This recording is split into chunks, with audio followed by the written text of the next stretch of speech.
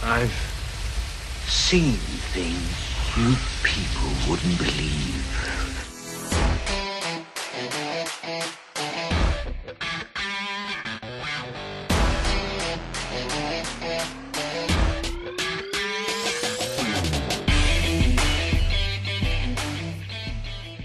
All right, welcome back, everyone, to another regular episode of the Best Thing We've Seen podcast. My name is Flo. And I'm Gabe. Woo! Woo! Energy! We have to come up with a different way of like introducing ourselves. I always feel like a douche when I say, my name is Flo. No, it just sounds wrong, I think. What do you want to say instead? My name is Gabe. Let's try that. All right, welcome back, everyone, to another episode. No, we'll have to come up with something. I just think it sounds kind of weird, you know. My name is Flo. Yeah, we'll work on our catchphrases. Yeah. No, intros and outros. Yeah. I was going to say we have a lot of outros, but we need a couple more intros, I think. Yeah, but none of our outros are especially great, are they? No, every single one of them is great. All right. How's it going, man? Dude, I'm, like I just told you, I'm incredibly tired. Yeah, finally, it's a nice little callback to previous episodes. We haven't had that in a while. Yeah, right. Although I'm not as tired as normally. Funny thing is, I'm just more exhausted, if that makes sense. Yeah, we saw each other last night. We did. Amazing. Well, yeah, amazing. Just, you know, sort of feeling the Bodies of each other. No, I wasn't going to say that. All right. No, if we're now feeling the aftermath of the drinks that we had yesterday, I think, or at least me.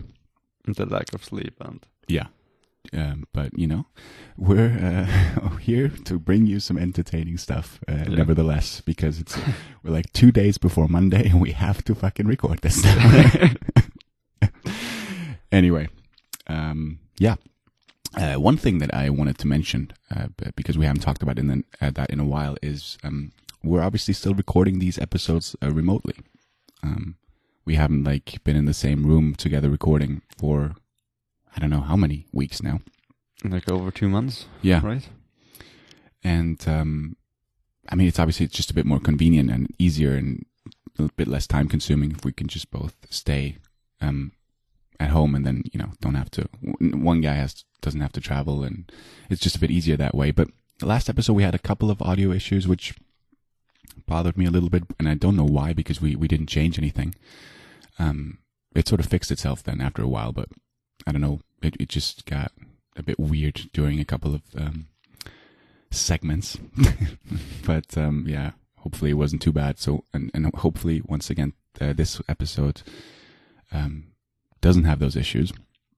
But I'm sure we'll get back to like recording it in the same room sooner rather than later, and then those problems shouldn't happen at all. Yeah. Right. Should we just go straight into it? I mean, do you wanna tell them how the show works? Yeah, sure. Sorry.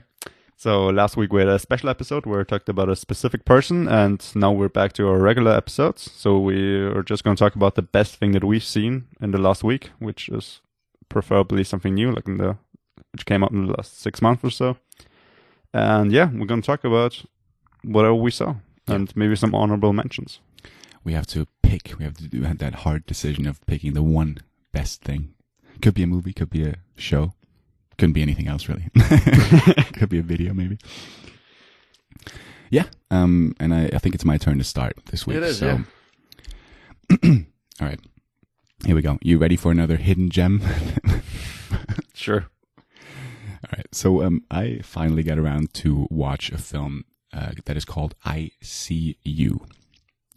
Like not just the letters, but you know, actually like I See You. That sounds like a horror film. It is. You know me. I love those films. Sure, yeah. But this is a movie that is available on Amazon, and it's not on Prime, where you can rent it, I think, or buy it. I think it's relatively cheap. And it stars Helen Hunt, who, I mean, you know Helen Hunt, don't you? Yeah. Who doesn't? No, she was in, my God, As Good as It Gets and Castaway and many, many other things. I forgot to look up, I'm being very unprofessional again, I forgot to look up the other actor's name because I mean, I they should didn't do that too for my pick. Yeah, I didn't know him. So Helen Hunt, John Tenney, Judah Lewis. I'm just reading names now. That's not very interesting enough. And also, which is interesting, Owen Teague is in it, who was in It. He was Patrick in It, if you remember him. It was Patrick. He was the guy who went like into the sewer, and then the clown found him. I think he was the guy. bully. Yeah. And it's funny because I didn't realize that when I watched I See You, I remembered this guy's face, and I couldn't place it though. And afterwards, I looked it up, and it was It. And the funny thing is, I See You reminded me a lot of It, just in terms of its vibe. So it's like the city looks almost identical, and I'm not even sure. Maybe it is in the same city. Maybe I think it's in Cleveland. And I don't remember if It was filmed in Cleveland. Was it? Do you know? Do you mean It? It's no idea where it was filmed. Yeah. I mean, it's set in Maine. I don't know where they filmed it. Yeah. I don't know, but it just reminded me a lot of that, the same town and stuff. But anyway, we never want to spoil anything, and it's particularly that's particularly the case with I See You, because when I heard about this film, I read it's not really a review, because it was on Letterboxd, and I saw someone just rating it like 8 out of 10, and he wrote a few words, and the words that he wrote was like, don't watch anything, like don't look up anything, don't look watch the trailer and stuff for it to be like the most enjoyable. And that's what I did. I didn't watch a trailer or anything. And I'm now going to give you the premise that doesn't spoil anything.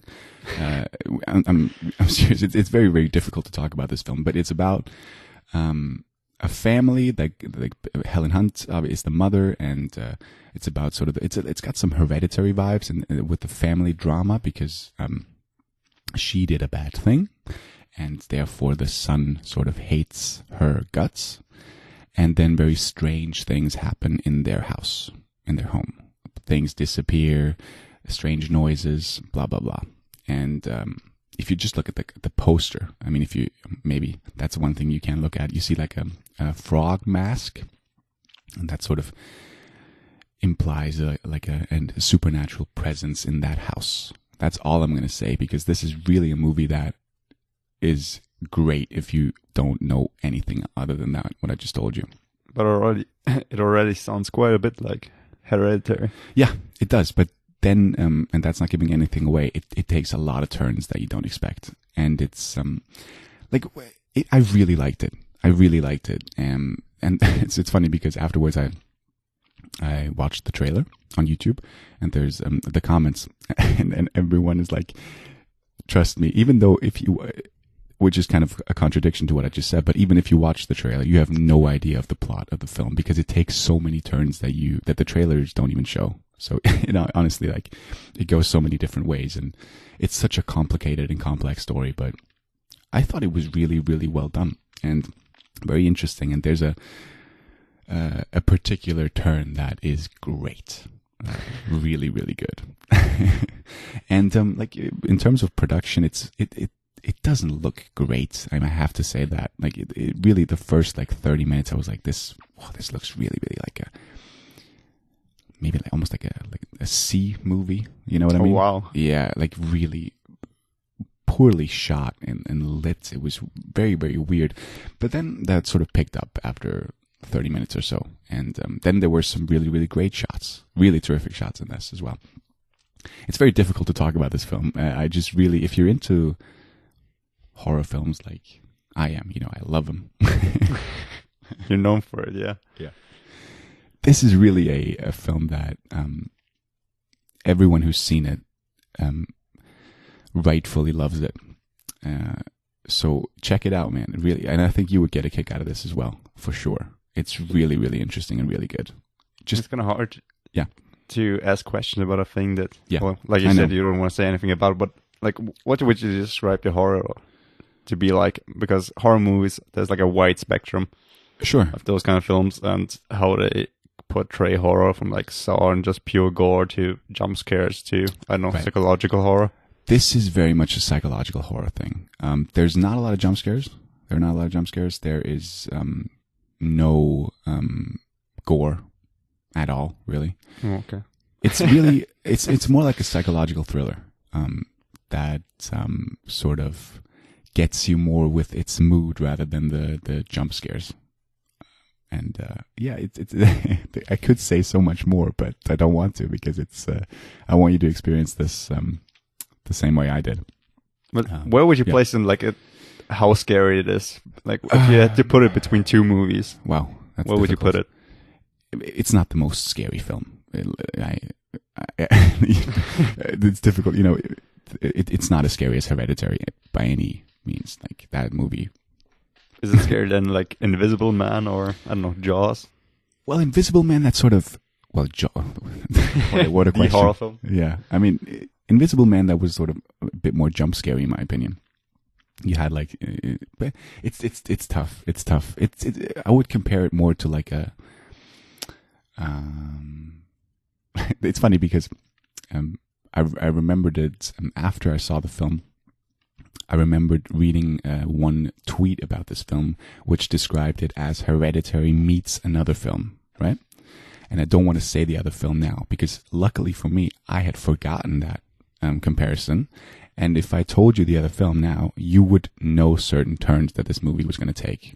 Does that make sense? Yeah, dude. Now I'm just trying to think of movies with which have like a turn or a twist in them. There is one movie that would describe the vibe and the feel of this film pretty well. And I just don't want to say it because it gives away certain twists. All right. I have maybe a theory, but I don't want to say it because I might be right. Yeah, but maybe if you interested in it and you'll watch it, maybe we can in a future episode have like a spoiler discussion about it. If we just say it beforehand, and everyone who has seen it, then they can listen to that. Yeah, sure, that sounds great. I want to talk about it more, but I just I have to hold back right now. But it's really really interesting. Look it up. But don't look up too much. But and trust me, it's so hard to talk about those kinds of films. Yeah, it is. But even if you had seen it now, I wouldn't want to talk about it more because if anyone else is interested in it, yeah, it's just if you give it a go, then don't judge it by its first 20 minutes. Really stick through the first 45 because I actually I had a moment in the film where I was like, okay, yeah, I might turn this off, or I'll watch the rest tomorrow, and then literally the next scene, I was almost ready to turn it off. The next scene was like, holy moly, okay, we're sticking this through. This is great now. So yeah, it's called I See You. Check it out. It's really special in my opinion, and another one of those movies that maybe not everyone has heard of, which is always exciting in my opinion. If it's a hidden gem that needs to be discovered, needs to be seen. I see you. Anyway, you talk now. Yeah, I'm excited to see it, especially when you describe it as a C movie that's good. Well, no. Just the visuals in the first 30 minutes. Let's say a B movie. Let's not be too harsh. I think it's a first-time director. It's directed by Adam Randall, and British director, and that's the first thing that he has done. And it's written by a guy. I looked this up yesterday. It's written by a guy who starred in what was it called? I Don't Feel at Home in This World Anymore. Oh, ooh, yeah. But I don't think you recognize the actor. I would go that far and say that you don't. I don't know. I can't remember the old the guy? film. No, it's a young guy. Might be his son. Yeah, maybe you'll. I didn't remember him, but maybe you will. All right, that sounds great. Yeah. Yeah. What's the best thing you've seen? The best thing that I've seen is a film that we talked about before yesterday. Oh, yesterday. Yeah, we had a little discussion about it, but the film is a quite interesting film just because of the premise and because it seems like such a real thing and it's a thing that really happens and it's based on a true story. It's Farewell, mm-hmm. film that came out about a year ago in the US and a couple of months ago in Austria. Yes. And it's about a Chinese family who have relatives all over the world, including the US. And the grandmother of this family becomes sick and she gets cancer, and the family decides not to tell her. And then they all fly over to China and say, well, your grandson is getting married. That's where we're coming over because there's going to be a wedding. And she's really excited. And in reality, they're all just there to kind of be there for her, maybe say goodbye, but not tell her what's going on. Yeah. And like this ethical dilemma, well, because some of the family think they should tell her, others say they don't because she's going to die soon anyway, and they don't want her to be scared or panic or whatever. And it's such an emotional film, just how it explores that dynamic, because most of the film is seen out of the perspective of the granddaughter, who has a really great relationship with her grandmother, played by Awkwafina. A good actress with a weird name, but I won't hold that against her. Well, it's not her real name, but I know. It's a stage name. Yeah. Is she a singer, actually? I was going to say the same thing. I think so. I think that's how she first. Let's look it up. American actress. Especially, it sounds like just such a singer name, like actress, comedian, writer, producer, and rapper. So. Oh wow. Yeah. But this, did you mention that this was a true story? This is I think so. Sorry. Yeah, it's a true story based on, well, Awkwafina in this film is kind of based on the director, I think. Yeah. Called Lulu Wang. Yeah. And, well, about her real grandmother, and at the end of the film they say how the kind of story turned out in real life, because it's inspired, not everything is perfectly true. But, yeah, it's really emotional and really got me thinking, made me call my grandmother that day, or the day after. Yeah, I think that's sort of the maybe one of the main goals of the film. Yeah, I guess so, yeah. It worked on you. The person kind of tends to forget about those things, I guess. Yeah. But, so we talked about it yesterday. You thought that this was like egregious that this wasn't like nominated, or that that she wasn't nominated. Was she nominated? She won the Golden Globe, yeah. And it was nominated as the best foreign film. Oh, was it? Yeah, the Globes anyway. Okay. I mean, it's kind of. I don't know. Can you nominate it as a foreign film? That's what I'm thinking. Because it's like 30% in English, 70% in Chinese. Yeah. Mandarin, whatever. Not English. And it is made by an Asian American, but still an American director. So yeah. I'm just looking it up now. It was. I don't think it was nominated at all for the Academy Awards. No, it wasn't. No. Oh, sorry. You were talking about Globe. Yeah, best motion picture foreign language for the Globes. Yeah, nominated. Although they kind of changed to international film. So is it an international film? I don't know. Like an American production, isn't it? Oh yeah, I don't know about the logistics of that. Yeah, but anyway, yeah, it's quite a snub, especially seeing her performance, and I'm not sure what the criteria are for a nomination. Well, and I don't know how they kind of think this was not a Oscar-worthy performance. Well, you could you got to compare it to the other people who were nominated that year. Who was nominated? I don't know. Let's look it up. Academy Award, but would that be a leading actress? It would be, right? Yeah. Leading actress. Oscar 2020. 20. Was that 2020? Yeah, it must have been. Sure. Renée Zellweger. That was that year. It was that year. That was like 4 months ago. But I mean, okay, Cynthia Rio was pretty good. Scarlett Johansson was pretty good. Saoirse Ronan was pretty good. Well, there you go. Well, who would you kick out? Put one more person in there. Who would I kick out? Yeah. Ooh, wow. Charlize Theron. I'm so sorry. Really? Yeah. Who would you put out? Kick out of this group? I wouldn't pick Awkwafina above any of those 5. Really? I don't know. I think she's a way deeper, more emotional, and kind of heavier role. I mean, just because it's more emotional doesn't mean it's better. Sure. Seeing how, Charlize Theron's role also based on a true story, based on a pretty intense story, but yeah, you can check out episode 2, 3. I think so. 2, 3. Best thing we've seen podcast where we talk about it in depth. But the thing is, her performance seemed the most real. Like while I was watching the film, I felt like this was a real family. That's how people like interact with each other, and that's like how they would feel. Yeah. And made it feel so real. And the things, I really like the movie, but it has like 3-4 scenes where the camera changes in this film, like in some other films which are not shot like mainstream Hollywood movies. They have a conversation that's pretty intense, and then it pretty much stops in the middle of it, which I guess symbolizes this thing kind of happens and doesn't even always turn to a big speech and everybody gets along with each other or runs out screaming or something. It's just one of those fights a person has, I guess. Yeah. And then you can just change to a shot of people like Aquafina or somebody else walking along the streets of China with, I don't know, like some heavy music, and just walks down the street like she's on a runway, which made it seem so weird, like so unnatural. It's really threw me out of the film. Do you know which scenes I mean? I know which scenes you... Yeah, sure. But Yeah. I'm now thinking, like, are you... is this like a film that you enjoyed because of her performance, or just in general? because of Everybody's the film? performance, especially the grandmother as well. Yeah.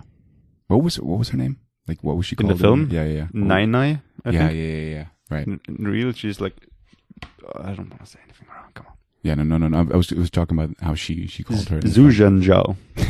Thank you. I thought you were going to say Gesundheit. Yeah, no, I wasn't. I wouldn't be that guy.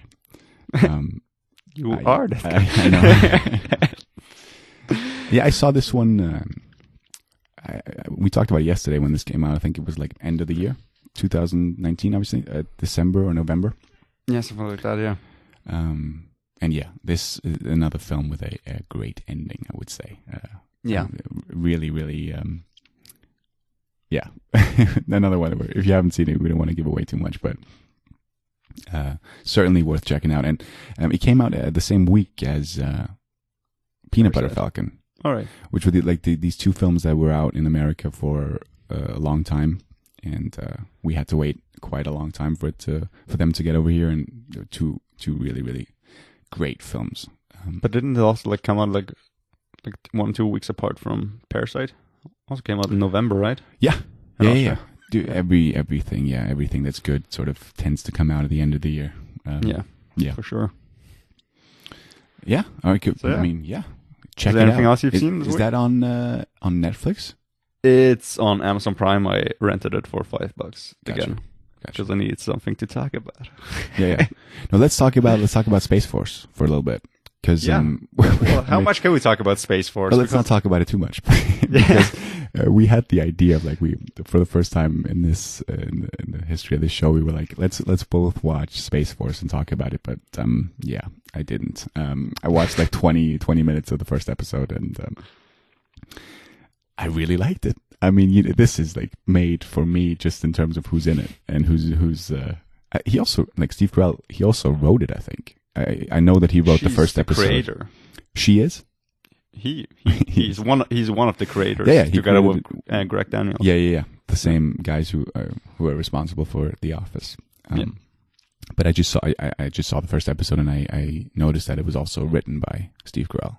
And I don't know if the other episodes are written by different people, but it's just, anything that this guy does, I will happily watch. And I really like the first so far, everything I've seen. I think it's very, very, it's a lot better than what the trailers suggested, and that's great because the trailers didn't really catch me.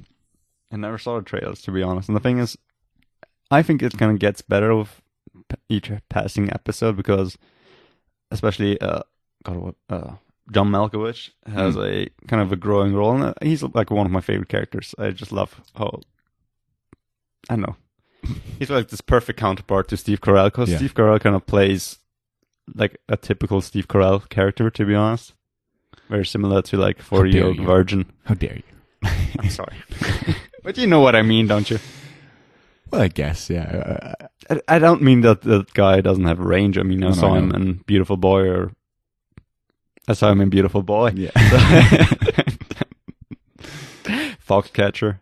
Yeah, no, he's got range, dude, for sure. Yeah, but Steve Carell's like Steve Carell. And it's kind of cool to see John. I always forget his name. I just said his name, Malkovich. Yeah. I want to say Maloney. Yeah, John Malkovich. Dave Maloney? No, yeah, John Maloney. Isn't his name like Chris? Wait. I think Mulaney? it's Dave. John Mulaney? Oh, you mean John Mulaney? Well, talking so about three different people. names. Yeah, but John Malkovich is Christopher Maloney. That's the guy I'm Who's thinking that? of. He's the he's like an NYPD guy. I didn't mean him. But you know him when you see him. He's been in a lot of things. Yeah. Right. Yeah. But sorry. What did you know about the show before you first saw it? Because I knew, well, Space Force. That's it. Well, yeah, it's just I got introduced to it by obviously when the trailer came out. I think I had it on my watch list just because it's something that Steve Carell was attached to, but I wasn't intrigued too much because it's obviously they're obviously making fun of Trump and his idea of creating a space force. And I mean, they I haven't seen the show now, but the POTUS is always like giving him orders that are sort of, as ridiculous as they are in real life. I would think, I don't know, but yeah, I heard that it's going to be with Steve Carell. It's going to be with by Greg Daniels, and that's sort of all I needed to know beforehand. That's it basically. I didn't know much else, and I saw the trailer. I was like, this does not look good at all. But maybe it's one of those shows where they don't put the best jokes in the trailer, which would be refreshing. And so far, as I said, I think it's better than what the trailer suggested. Have you finished it? No, I'm like at episode 9 out of 10. Gotcha. I just stopped watching before we started recording. Okay. Well, I was quite surprised by the cast because I didn't know anybody that would be in Space Force except for Steve Carell. I didn't know John Malkovich was going to be in there, Lisa Kudrow, Ben Schwartz again. Yeah. Again. And then good for him because I just saw him. Well, I saw the Schwartz and Middleditch special improvisation thing. I watched 2 episodes so far. Yeah. And I watched DuckTales because why the fuck not? Sure. And he is a speaking role for one of the nephews. Yeah. Louis Dewey.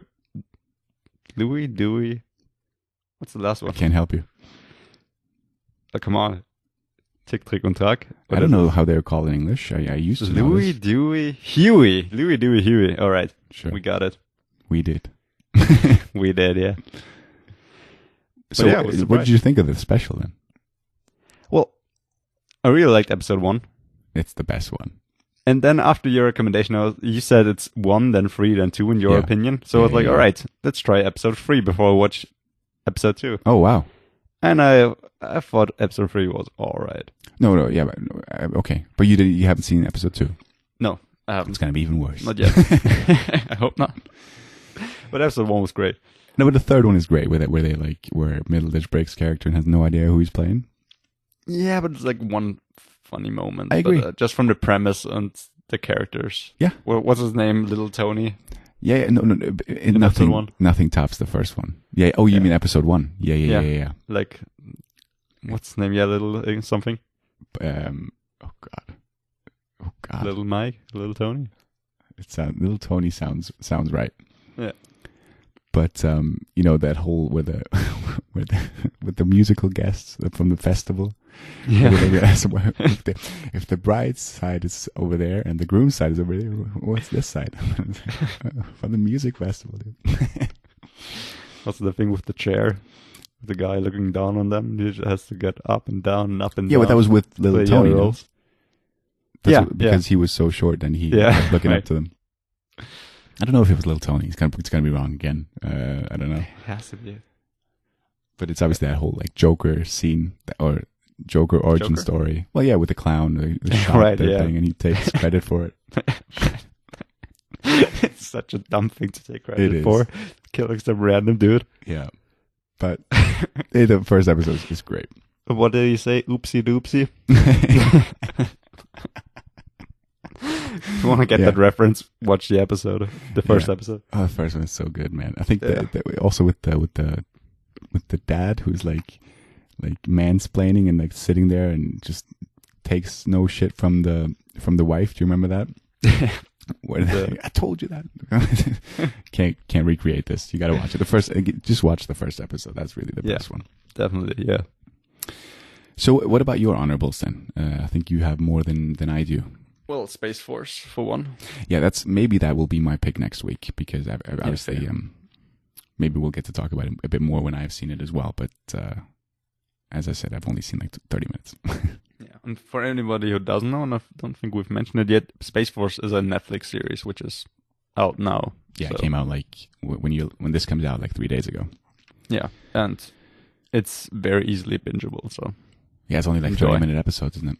Yeah, 10 episodes, 30 minutes. But yeah, something that I saw and which I need to talk about is another Disney remake. No, not a remake, a Disney's princess film. Oh. I think the last one was missing. I think you've said that to after every single princess film we talked about. That's no, it was like the last Ghibli film that I was missing, and now I have like the last Disney princess film which I was missing. Although I think I've seen all the old ones. Anyway, it's The Princess and the Frog, and it's surprisingly amazing. What the original one? There isn't an original film, is there? No, but like an old film. It's like, well, when this film came out, it's like when I stopped 2009. seeing. Yeah, that's kind of the age when I stopped seeing Disney princess films. That's why I was missing it for such a long time. But yeah, I'm so confused really right good. now. Yeah, the first African American princess. I have not seen this. It's like I said, surprisingly good. Yeah. Because at the beginning I thought the style kind of seemed kind of weird because like it seems like a bit of a mixture of traditional 2D animation, some 3D effects, which I thought didn't mix well. But the more I saw of it, the better I thought it was, and then I kind of noticed it's from John Lasseter. Oh, is it John Lasseter? It's the John two Lasseter. fucking Toy Story. Ron Clements and John Musker. Sorry, yeah, Ron Clements, John Musker. Those are the other two.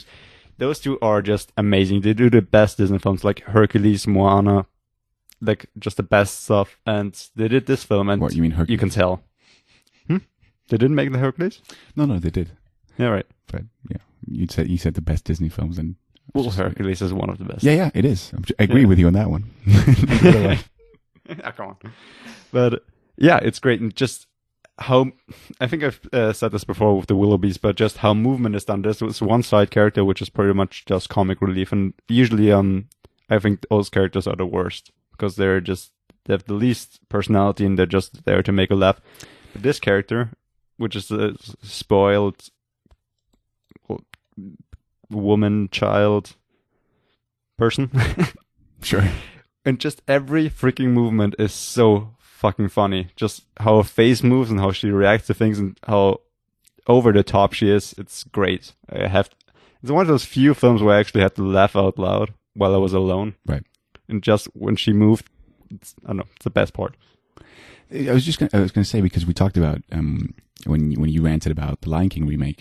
Yeah. One thing that I didn't mention is I thought, because you just talked about comic relief, I thought the best part by miles from the Lion King remake was Timon and Pumbaa. But it's like pretty much the same jokes that we already heard from Timon and Pumbaa. Well, okay. We're hippies. Would you not agree with Pumbaa stings. that Seth Rogen and Billy Eichner were great? I mean, I would. All right. I don't know. No, My they problem were is with great. Seth Rogen doing voiceover, and I'm sorry to say this because I actually like Seth Rogen. It's just Seth Rogen has one of the most iconic voices and laughs. It takes you out of it. The whole Hollywood business. Yeah, and it really takes me out of it because when he talks, I just see Seth Rogen. Nobody else. But don't you have that problem, or wouldn't you have that problem then with every other distinct voice? Well, few are as distinct as Seth Rogen. Sure. Very few. Sure. But I would argue like Billy Eichner is the same. I mean, I would picture him. If I had like 100 people and they kind of sound similar, and I wouldn't be able to tell who Billy Eichner is probably, but you could always tell, always who Seth Rogen is in the lineup if you just hear the voices. I guess. I think sorry. that's kind of the thing about this big Disney productions or the big animation productions. They use voices that are way too famous. That kind of puts me out of it, which I think is kind of cool about Disney princess films because the princess is pretty much always voiced by an unknown character. It's one of the long one of the points on your list that why Disney princess film are the best. It's one of many points. Yeah, one of many points. Yeah, one of many reasons why you love them. Yeah. Once again, Could you read the list, the full list, in one of our special episodes, please? What, of the best Disney princess films? No, why you love them so much. Just give me the pointers of why they're great. We'll do a whole podcast just about that. You will. Yeah. I will say yes and nod. Perfect. Yeah. Sorry, but I got us off track with The Lion King. Princess and the Frog. I'm so confused because this is the story where a princess kisses a frog and the frog turns into a prince? No.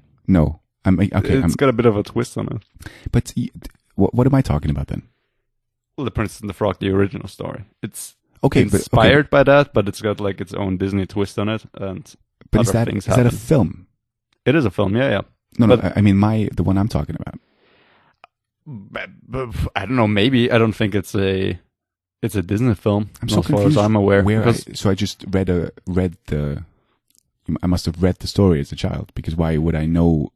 Everybody knows the story. Sure. But why? Because of if it's not from a movie, then what is it from? I don't know. Everybody knows Hansel and Gretel.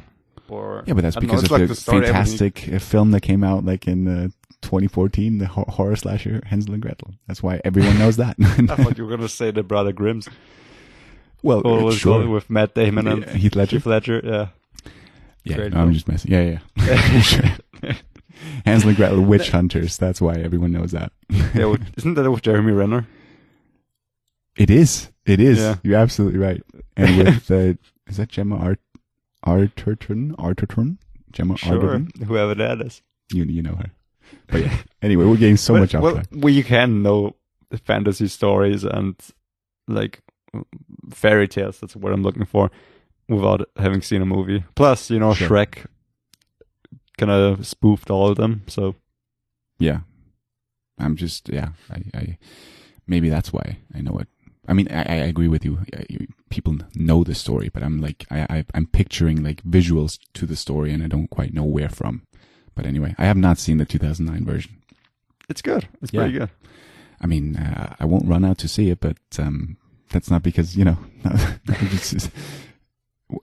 not because of your recommendation. I'm just saying I'm not as big a fan of that as you are, but I'm sure it's great. I'm genuine. I'm sure it's good. Yeah, I was kind of skeptical about the film just because it's set in in America, and I don't know. I didn't think they would do a kind of a fitting princess story with the whole time, and they don't have a princess in the traditional sense, but they pulled it off and made it really funny and engaging, and some great characters. Right, and that's on Netflix. It is on Disney Plus. Oh, it's on Disney. Of course it is. It is with John Goodman in it and a man whose name I've forgotten. I'm so sorry, and you've probably heard his voice a million times.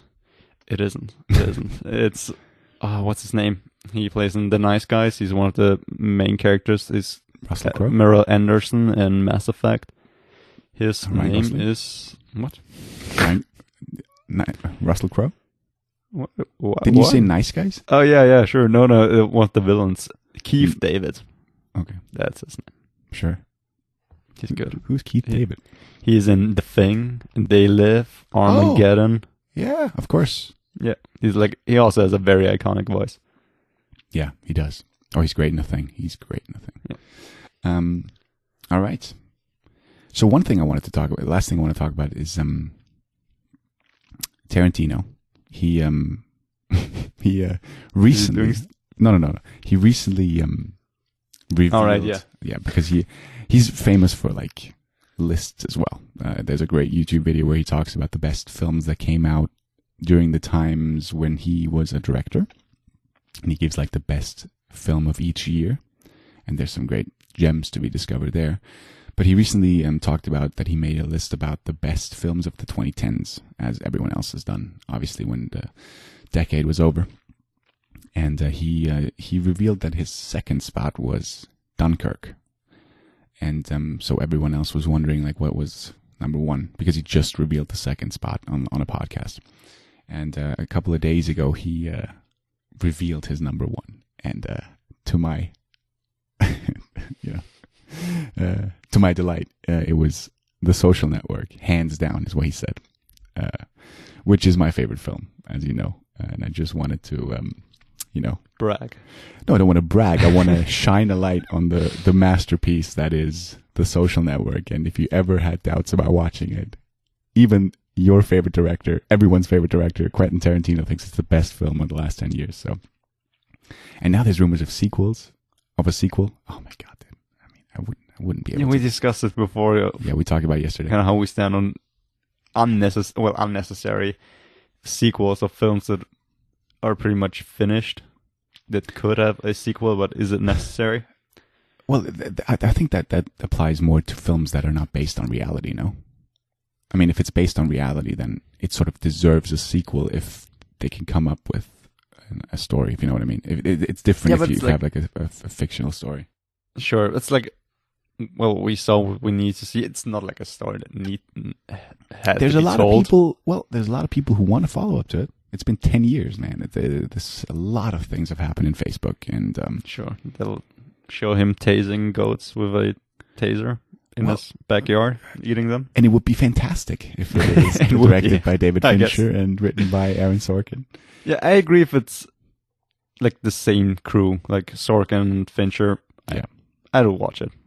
Yeah, no, I read up on it, and Sorkin has said he's seriously contemplating it, writing it, and Jesse Eisenberg said he's waiting for the call, and I don't know if Fincher has said anything about it. If it's not directed by Fincher, I would be mad.